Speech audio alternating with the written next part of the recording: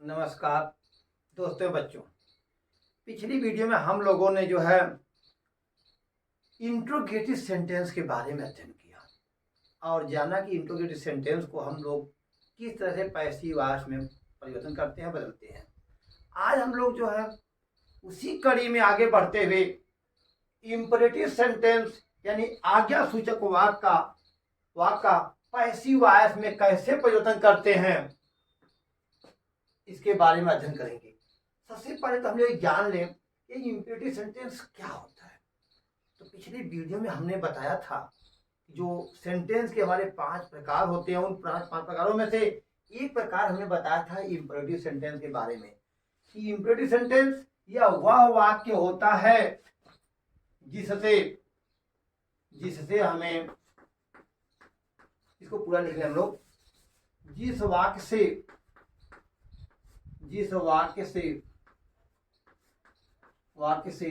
प्रार्थना, सलाह तथा आदेश का भाव मिलता है।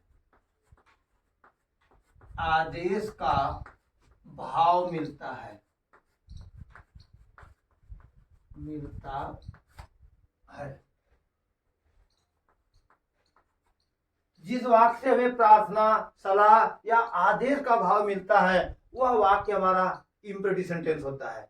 और इंपरेटिव सेंटेंस का पैसिव वॉइस में परिवर्तन करने के लिए पैसिव वॉइस में परिवर्तन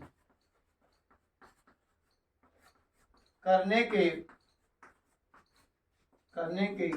निम्न नियम होते हैं।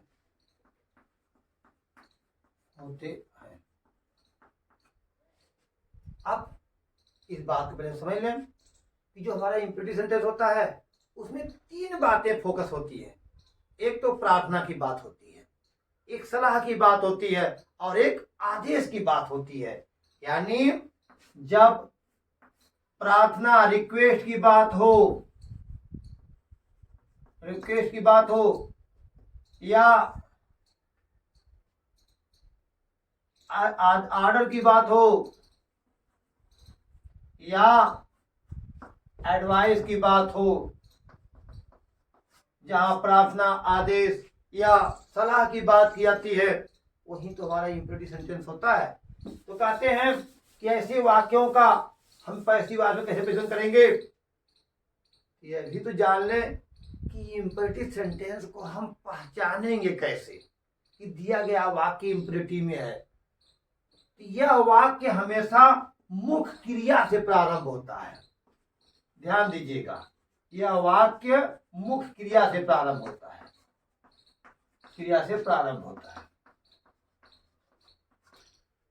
होता है और इसमें होता है। दूसरी बात इसमें होती है कि इसमें कर्ता यू जो है छिपा रहता है, हिडन पोजीशन में रहता है। कर्ता यू छिपा रहता है।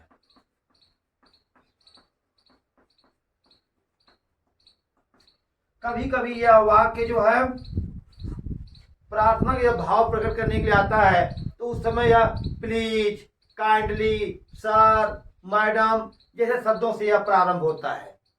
तो भावानुसार जैसे भाव होते हैं हम उसी अनुसार इसको कर लेते हैं। तो आइए देखते हैं इस वाक्य का हम पैसिव वॉइस में कैसे बदलाव करते हैं, परिवर्तन करते हैं।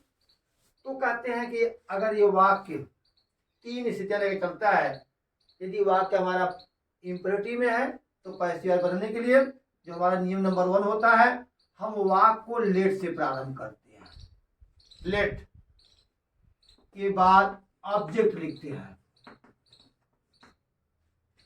फिर उसके बाद बी का प्रयोग करते हैं, बी के बाद मुख्य क्रिया का तीसरा रूप लिख देते हैं और उसके बाद बाई यू छिपा रहता है तो हम तो यू को लिखेंगे नहीं तो बाई ऑब्जेक्ट कर देते हैं हम लोग। ये तो दोनों हमारा छिपा ही रह जाता है। यदि वाक्य इंपरेटिव है तो सबसे पहला जो सूत्र हमारा होता है पैसिव वॉइस बनने का, हम पैसिव वॉइस बनाते समय सबसे पहले लेट का प्रयोग करते हैं। जैसे कहते हैं कि राइट ए लेटर, यह वाक्य हमारा है इंपरेटिव का, राइट ए लेटर, यह वाक्य है जिसको हम कहते हैं भाई एक्टिव वॉइस का हमारा वाक्य है। इसको बदलना हमें किसमें, पैसिव वॉइस। अब ध्यान दीजिए, आप लोग कहते हैं कि दिए गए वाक्य को जब हम पैसिव वॉइस में बदलने जाते हैं, सबसे पहले दिए गए वाक्य को पहचानते हैं। जो दिया गया वाक्य हमारा है वह किस तरह का सेंटेंस है। इसके पहले तो हम लोग पढ़ रहे थे, अफर्मेटिव के बारे में पढ़ रहे थे, निगेटिव सेंटेंस के बारे में पढ़ रहे थे, इंट्रोगेटिव के बारे में पढ़ रहे थे, लेकिन अब हम देख रहे हैं कि ये टेंस से परे की बात हो गई। हम सेंटेंस की दुनिया में चले गए। सेंटेंस में हमने देखा गया तो इंपरेटिव सेंटेंस की बात है। तो इंपरेटिव सेंटेंस की पहचान भी हमने बता दिया कि यह वाक्य अक्सर क्या समांतर मुख्य क्रिया से प्रारंभ होता है और कर्ता यू छिपा रहता है, क्योंकि सुनने वाला कर्ता होता है। राइट लेटर, पत्र लिखो, कौन जो सुन रहा है वही लिखेगा ना। तो यहाँ पर क्या हो गया, यह मुख्य क्रिया से प्रारंभ हो रहा है। अगर जब वाक्य मुख्य क्रिया से प्रारंभ हो रहा है तो पैसिव वॉइस बनाते समय सबसे पहले हम लेट का प्रयोग करते हैं। हम लेट लिख देते हैं, लेट, लेट हो गया। लेट के बाद पूरे इंग्लिश ग्रामर में जो लेट होता है वह अपने बाद हमेशा कर्म को ही पसंद करता है। अब लेट के बाद कर्म लिखना है। इस वाक्य में कर्म a letter, let a letter,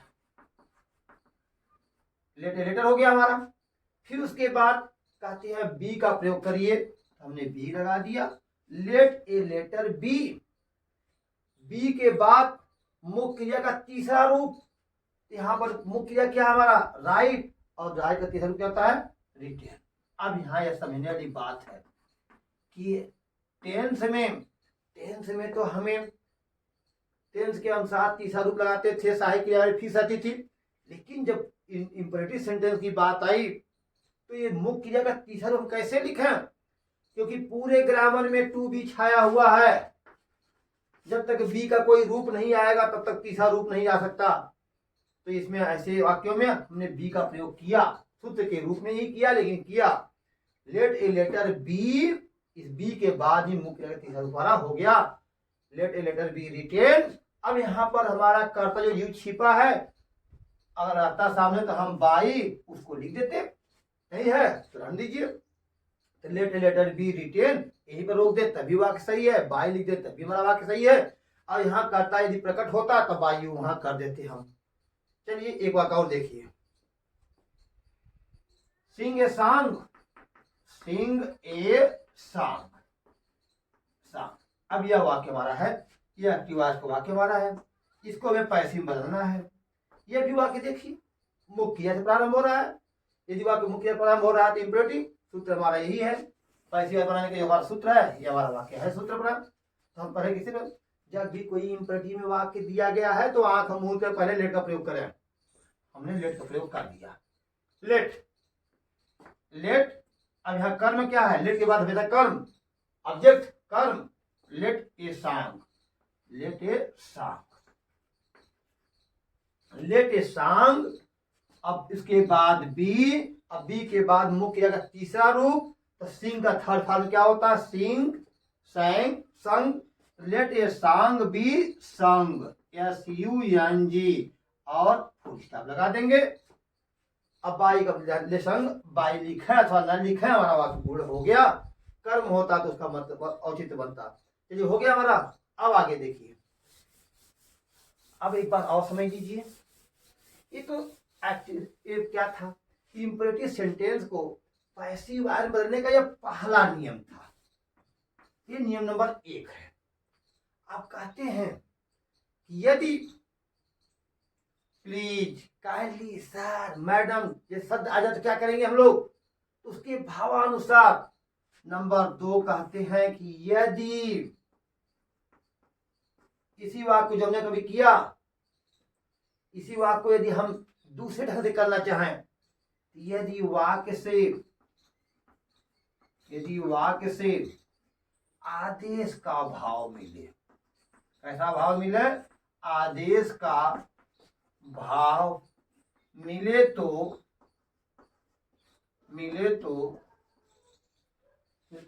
passive voice बनाते समय you are ordered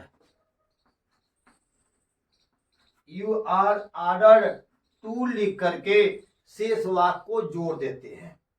you are order to लिखकर शेष वाक्य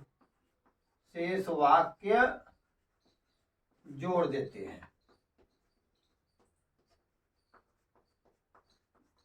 हैं। जैसे मान लो कोई एक्टिव वॉइस वाला वाक्य ऐसे हो जाए, रिंग द बेल,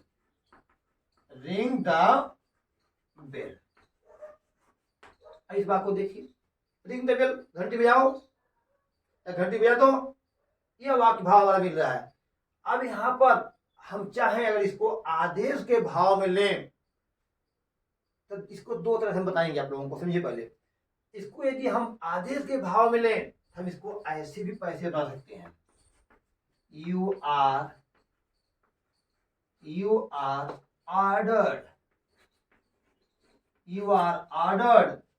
टू, अब यही वाक्य हमारा है, इसको जोड़ देते हैं, you are ordered to ring the bell.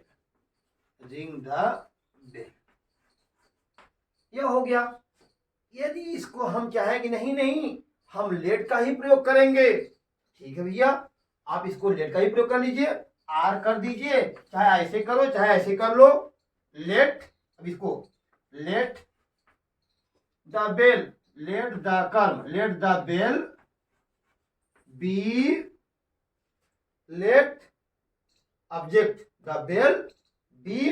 अब रिंग का थर्ड फॉर्म क्या होता है? रिंग, रैंग, रंग। ऐसे भी कर सकते हैं हम लोग। हम दोनों तरह से आजाद हैं, चाहे तो लेट का प्रयोग करके भी हम पैसिव वॉइस बना सकते हैं, या नियम नंबर 2 का प्रयोग करके यदि आदेश का भाव मिले तो you are order to ring the bell कर लीजिए। यदि आदेश का भाव न मिले बल्कि प्रार्थना का भाव मिले तो तब हम क्या करेंगे? तो उसके लिए हम क्या करेंगे? पहले बोलिए, प्रार्थना के लिए रिक्वेस्ट शब्द होता है, चलिए तो उसको लिख लेते हैं हम लोग। कह रहे हैं कि यदि नंबर 3 पर आइए, तब यदि आज्ञा सूचक वाक्य से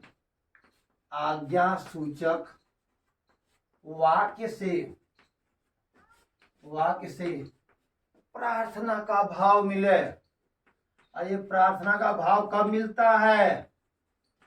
प्रार्थना का भाव मिले, या भाव का मतलब वही बोध हो, हमें प्रार्थना का बोध हो। कब प्रार्थना भाव होता है? जब वाक्य में प्रार्थना भाव कब मिलता है? जब वाक्य में प्लीज शब्द आया हो। क्या आया हो? प्लीज शब्द आया हो, काइंडली शब्द आया हो, प्लीज, काइंडली, सर आया हो, मैडम आया हो। प्लीज, काइंडली, सर, मैडम जैसे जो शब्द आते हैं तो इससे प्रार्थना का भाव मिलता है। और ऐसे स्टेज में हम क्या करते हैं? इसी प्लीज, काइंडली, सर या मैडम को यू आर रिक्वेस्टेड टू कर देते हैं। हाँ, का भाव जब वाक्य में प्लीज, काइंडली, सर, मैडम शब्द आए तो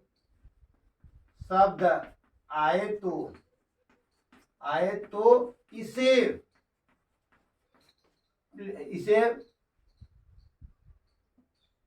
पैसिव वॉइस में बदलते समय यू आर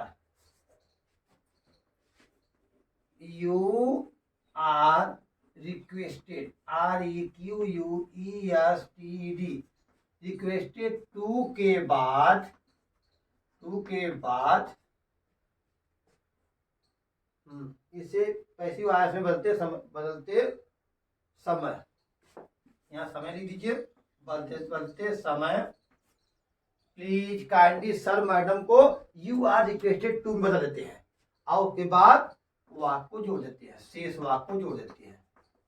एक बात याद रखिए, प्लीज काइंडली सर को हटा दीजिएगा, वाक्य को जोड़ देते हैं, ये हमारा नियम है। करें यदि प्लीज काइंडली सर मैडम आ गया तो हम क्या करेंगे, इस प्लीज को ही बदलें किसमें, यू आर रिक्वेस्टेड टू बदल देंगे और फिर जो हमारा शेष वाक्य होगा उसको जोड़ देंगे। जैसे मान लो एक वाक्य हमारा आ गया, प्लीज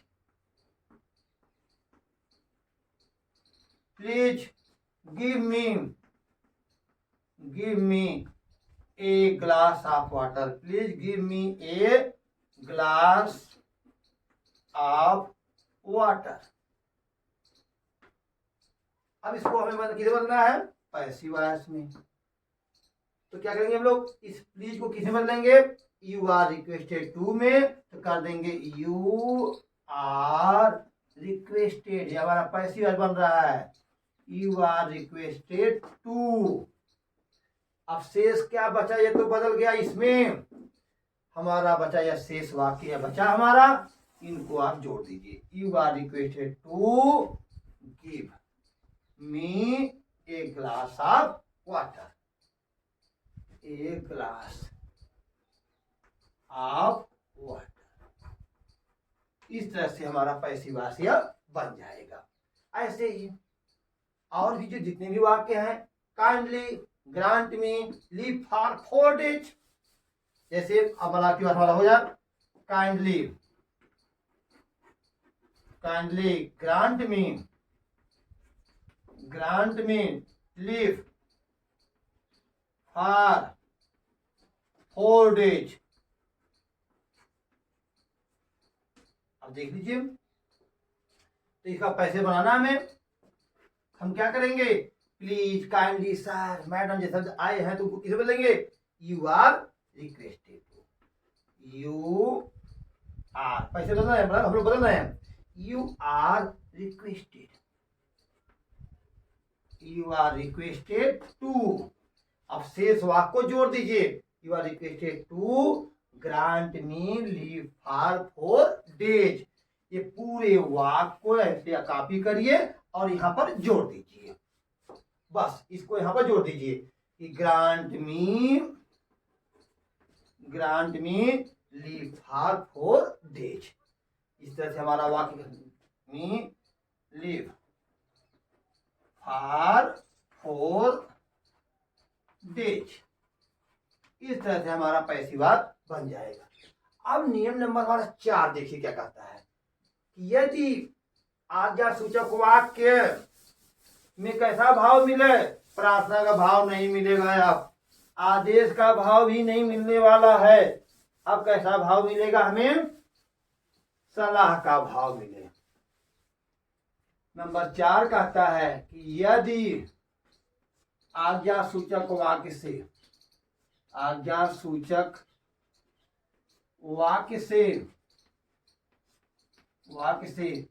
सलाह का भाव मिलता है, तो सलाह का भाव मिले तो हम जहां पर यू आर ऑर्डर करते थे, जहां यू आर रिक्वेस्टेड करते थे, अब वहां पर हम क्या करने जा रहे हैं, मिले तो पैसिव वॉइस बनाते समय यू आर एडवाइज्ड टू के बाद वाक्य को जोड़ देते हैं, शेष वाक्य को जोड़ देते हैं, वाक्य को जोड़ देते हैं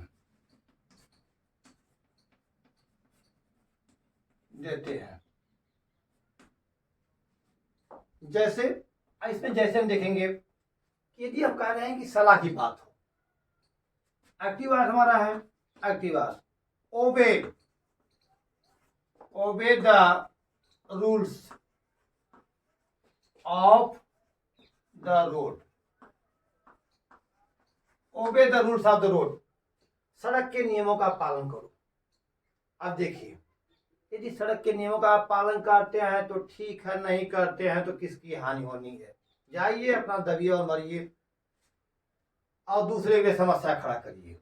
यहाँ पर एक तरह से सलाह दी जाती है कि बड़ों का आज्ञा का पालन करो, माता पिता का सम्मान करो, आदर करो, बड़ों का सम्मान करो, झूठ मत बोलो, दवा समय से लिया करो। एक तरह की यह सलाह की बात होती है। और जहां पर सलाह की बात हो वहां पर पैसिव वॉइस बनाते समय हम क्या करते हैं, यू आर एडवाइज टू लिख करके शेष वाक्य को हम जोड़ देते हैं, अपने वाक्य को जोड़ देते हैं, क्योंकि यह वाक्य ओबे मुख्य क्रिया से प्रारंभ हो रहा है तो तय हो गया कि यह हमारा क्या है, इंपेरेटिव सेंटेंस है। अब कैसा भाव मिल रहा है, कह रहे हैं कि इससे जो है सलाह का भाव मिल रहा है। तो you are advise, you are advise to लिखने के बाद शेष वाक्य को हम जोड़ देंगे। You are advise to obey the rules of the, obey the rules of the road, rules of the road, मतलब कि इसी वाक्य का पूरा कॉपी करके वहां नोट कर देंगे टू के बाद। इस तरह से हमारा ईपीएस बन जाएगा। यदि हम इसी वाक्य को लेट से करना करते हैं, बस वही बात होती, यदि हमें लेट से करना होता, लेट के बाद हम कर्म को ढूंढते, let the rules of the road be obeyed कर देते।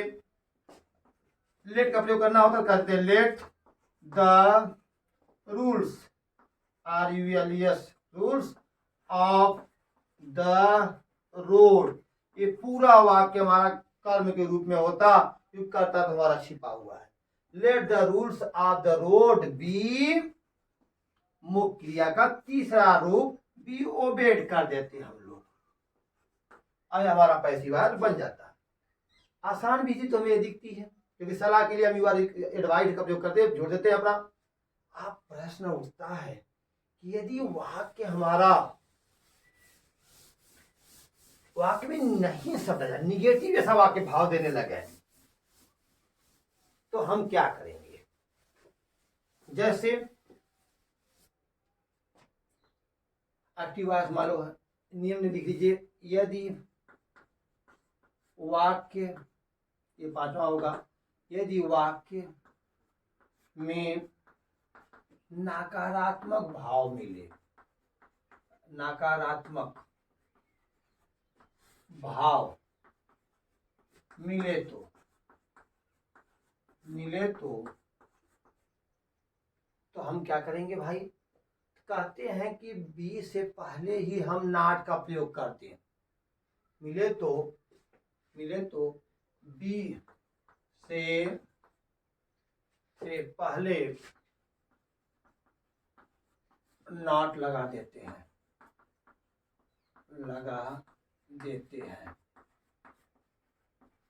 जैसे लेट के बाद क्या करते हैं, ऑब्जेक्ट लिखते हैं प्लस नॉट, तब बी लिखिए और उसके बाद प्लस भी घाते 3 कर दीजिए। जैसे don't write a letter, don't write a letter. अब देखिए यह एक्टिव वॉइस का वाक्य हमारा है। डोंट मना करने का भाव मिल रहा है, यहाँ नकारात्मक भाव मिल रहा है, नहीं का भाव मिल रहा है, तो यहाँ पर डोंट में नॉट शब्द आया हुआ है हमारा। तो इसके लिए हम पैसिव वॉइस कैसे बनाएंगे, तो इसके लिए पैसिव वॉइस बनाते समय हम क्या करेंगे, लेट का प्रयोग करेंगे। लेट कर्म a letter, let a letter, इस नियम का पालन हम करेंगे, ध्यान दीजिएगा इसको। लेट ए लेटर, अब बी से पहले नॉट लगा देना है, नॉट के बाद तो बी लिखना है। Let a letter not be, और राइट का थर्ड फॉर्म क्या होगा? Written. A letter not be written. इस तरह से यह वाक्य हमारा पैसिव वॉइस में बन जाएगा अपना। यदि इसी वाक्य को हमें आर, यू आर, जैसे कि सलाह के भाव पर, प्रार्थना के भाव में हमें यू आर रिक्वेस्टेड, एडवाइस्ड या ऑर्डर की बात करनी होती तो इसको कैसे हम करते? जो हम टू लिखते हैं, टू से पहले ही नॉट लगा देते। जैसे अगर डोंट राइट, पत्र मत लिखो, पत्र मत लिखो, यहाँ मना करने का भाव मिल रहा है। यदि वाक्य से मना करने का भाव मिल रहा है तो यह एक आदेशात्मक भाव है, और आदेशात्मक भाव के लिए हम क्या करेंगे? You are ordered, you are ordered. अब देखिए ऑर्डर टू लिखते थे, इस नहीं शब्द को हम क्या करेंगे? नॉट टू लिख देंगे। You are order not to write a letter कर देंगे। Not to write a letter, write a letter. हम समझते हैं, अभी इस बात को समझ गए होंगे। यदि लेट से हमें करना हो तो हम let a letter not be से पहले नॉट लगा देंगे। यदि यू आर ऑर्डर्ड, टू से पहले नॉट लगा देंगे। यदि सलाह की बात होती, you are advised not to write a letter, भाई पत्र मत लिखो, सलाह दे रहे हैं। You are requested not to write a letter, अगर हमें ऑर्डर की बात टू से पहले हमें नॉट का प्रयोग कर देना है, इस बात को हमें ध्यान में रखना है। अच्छा, आप समझो, यही नेवर, अगर इसे वाक्य में नेवर शब्द आ जाए, अभी तो नॉट शब्द आया था, यदि वाक्य में नेवर शब्द आ जाए तो हम इसके लिए क्या करेंगे? इसलिए समझ लीजिए आप लोग थोड़ा सा। नियम नंबर 6 को देखिए। नियम नंबर 6, यदि वाक्य में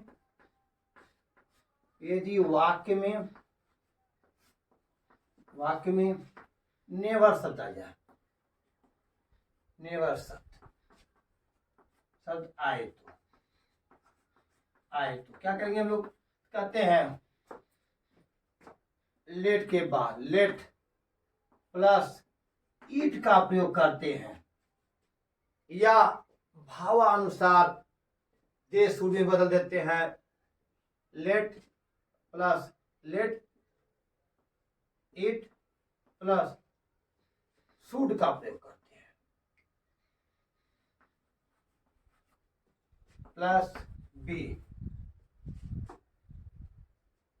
late it should be written letter कर देंगे, शुड बी, और उसके बाद भी घाते थी कर देंगे। यदि वाक्य नेवर शब्द से शुरू हो तो पैसिव वॉइस बनाते समय हम लोग निम्न सूत्र का प्रयोग करते हैं। सबसे पहले हम लोग सब्जेक्ट लिखते हैं, फिर उसके बाद शुड का प्रयोग करते हैं, नेवर करते हैं, उसके बाद बी लिख करके मुख्य एक शुरू करते हैं। जैसे never do it, never do it. अब इस वाक्य को देखिए ध्यान से, यहाँ पर क्या है? यह वाक्य हमारा एक्टिव वॉइस नेवर शुरू हो रहा है। यदि वाक्य हमारा नेवर शुरू हो रहा है तो इसको हम पैसिव वॉइस बनाते समय क्या करेंगे? सबसे पहले कर्ता कहते हैं, सबसे कर्ता देखिए। जैसे इसमें क्या है? इसमें कर्म कर्ता कर्म आया हुआ है, इस कर्म का हम कर्ता बना देंगे तो इट हो गया हमारा पैसिव वॉइस। इट के बाद हम शुड का प्रयोग करेंगे, it should never, it should never B. अब इसके बाद डू का थर्ड फॉर्म क्या होता है? Done, done.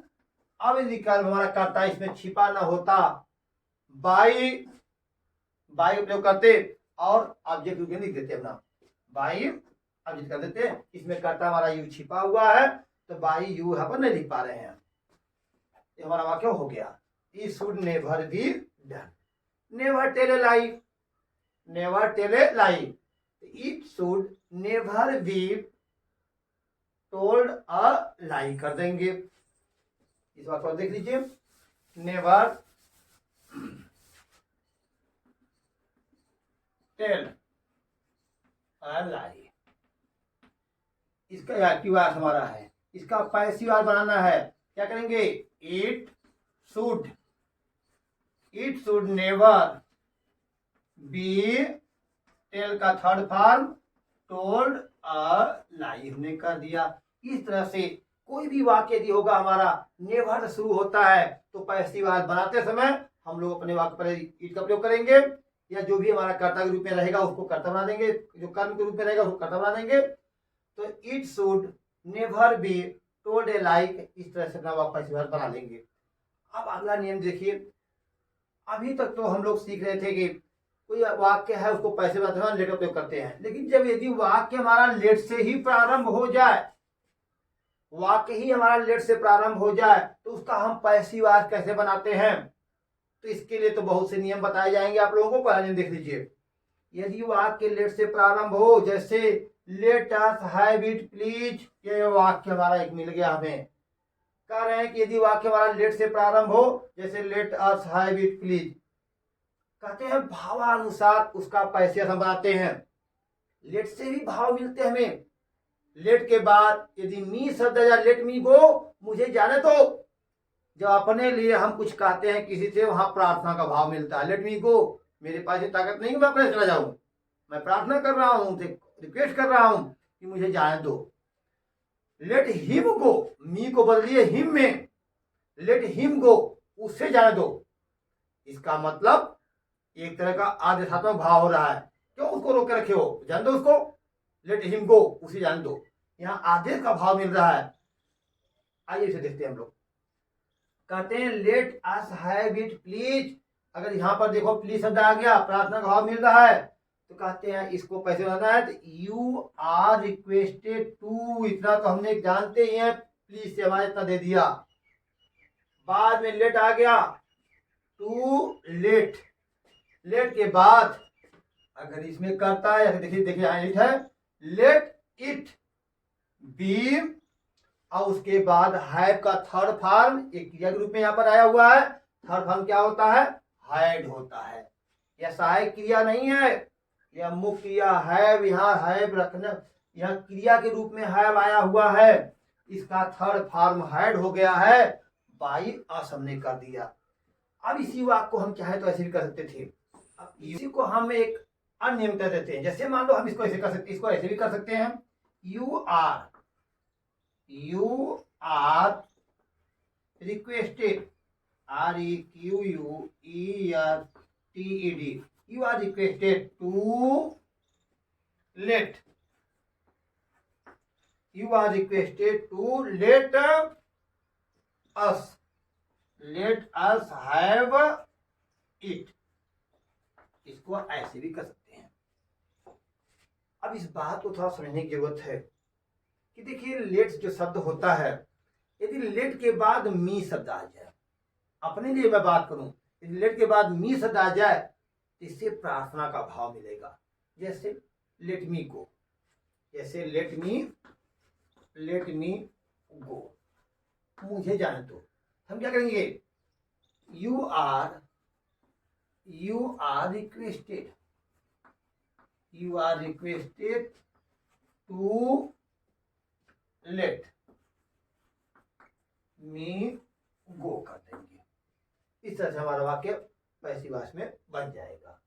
यदि यहीं पर मी शब्द न आए, एक्टिव वॉइस वाला है, यहाँ पर मी शब्द न आए बल्कि लेट हिम गो कर दें, यहाँ पर ये मी दूसरा वाक्य देख लेते हैं, यदि लेट हिम गो कर दें, लेट हिम गो, उससे जाने दो, तो अगर ऐसा भाव मिल रहा है दूसरों के लिए हम कुछ कहते हैं, वहां पर आदेश का भाव मिलता है, तो ऐसे स्टेज में हम कह देंगे you are ordered to let him go, let him go, उसे जान दो ये हमारा पैसिवार बन जाएगा, ये हमारा एक्टिवार है। तो इसको समझिएगा आप लोग। लेट के बाद यदि मी शब्द आए तो उसे प्रार्थना भाव मिलता है, और लेट के बाद यदि हिम शब्द आए या अदर वर्ड आ जाए तो उससे जो है आदेश का भाव मिलता है। तो ऐसे स्टेज में हम आर्डर का प्रयोग करके जोड़ देते हैं वाक्यों को, और यदि मी के प्रार्थना की बात हो तो रिक्वेस्ट का प्रयोग कर लेते हैं। तो मैं समझता हूं कि आप लोग जो है लेट के भी नियम को समझ गए होंगे, इसको कैसे करना है, किस तरह से करना है।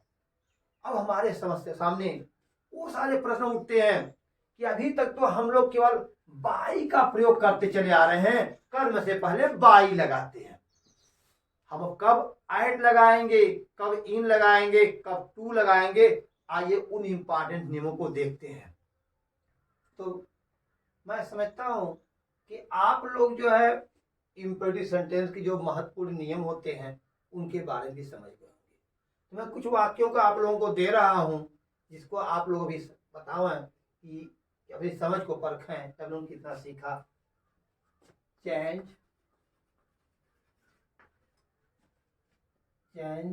इन passive voice.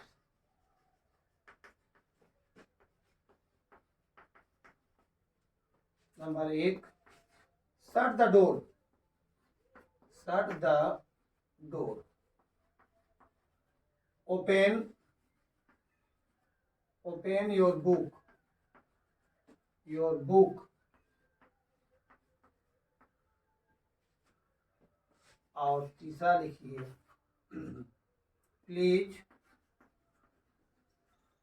Give me your pen. चौथा, लेट मी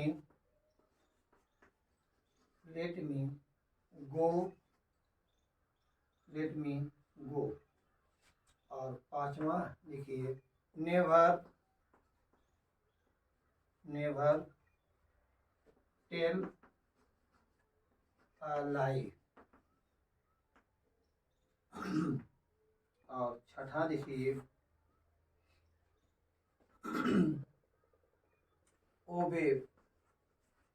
ओबे योर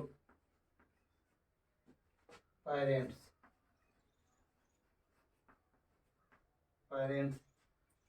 और सातवां लिखिए, don't give up your hope. और आठवां,